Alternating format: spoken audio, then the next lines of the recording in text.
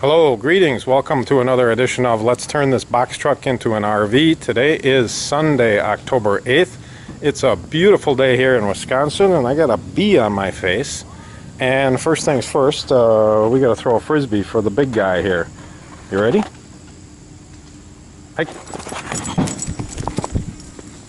Get it! Oh, there's a good one. Okay, we got that taken care of. Alright, I got a couple of little LED lights that I purchased here. These are solar lights, and I just got done spray painting this one. You can see this one's gray, and this one is kind of a cream color. So I masked it off with a little tape, and I'm going to use this outside on the house here because at nighttime when I come around this corner, it is pitch black. So I'm going to mount this up here under the eaves. It's not going to get a whole lot of sunlight. In fact, it won't get any direct sunlight, but it's going to come on so seldom that I don't think that's going to be too big a problem. Hopefully it'll stay charged enough to give me enough light to get into the box truck at nighttime. And it's got these motion sensors. You can see it's got one on each side. I picked this one out because when I come around the corner here, I want the light to come on. So I want this kind of aiming towards me a little bit here. Alright, let's go inside. There's not a whole lot of progress here. Got a bunch of shield bugs on this box truck today. They're pretty ugly.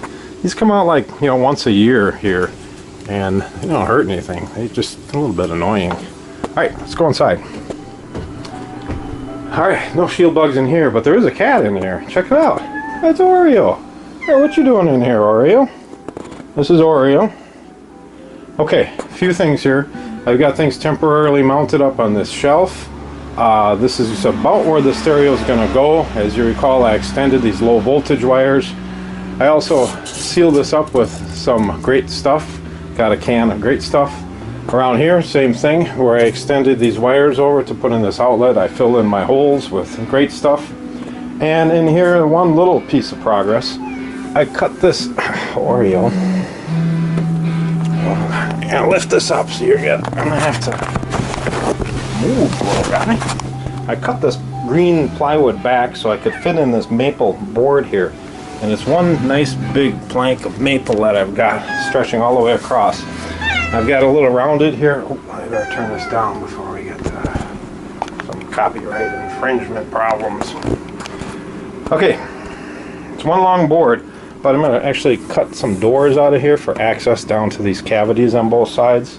And this is just rough right now. These are going to end up being set back a little bit to match up with the cabinet when it comes in. So it's just kind of roughed out right now, but it's in there, it's sitting in place, and Oreo, I don't think I'd go up there. There's not a whole lot holding that piece of cardboard in place. Okay, so that's about it for in here. We're going downstairs. I've been working on the cabinetry. Better keep this open so Oreo can get out. Been working on the cabinetry.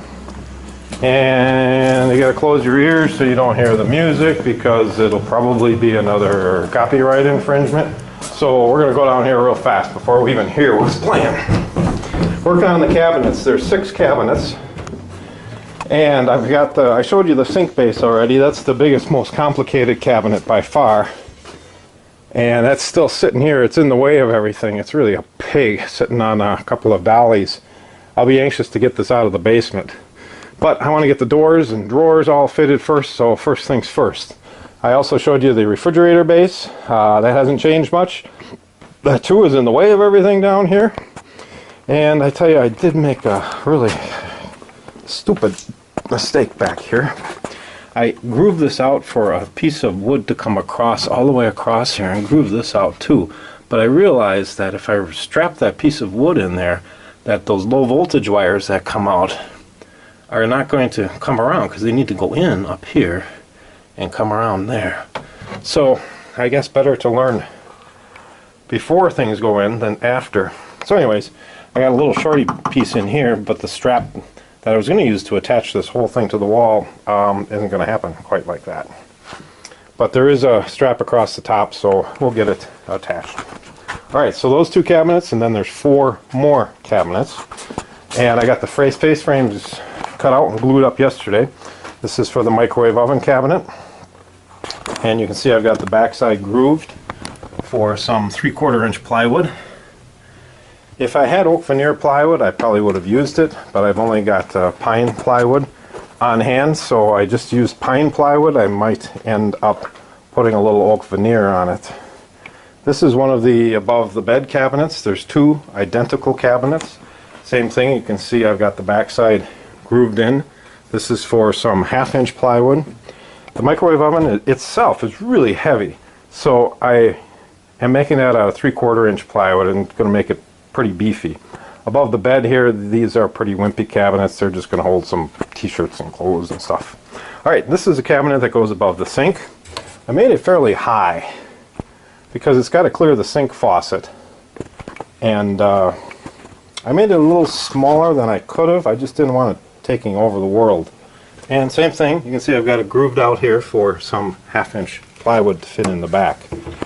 These joints are all biscuit jointed together. That's my method of choice for making face frames, so I've never had a problem with it. Seems to work pretty well. You have to use the number 0 biscuit joint if you're using a 2-inch board.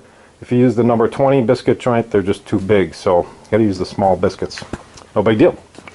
This is one of the above the bed cabinets, and I'm just working on this right now. As you can see, I've got these straps cut out.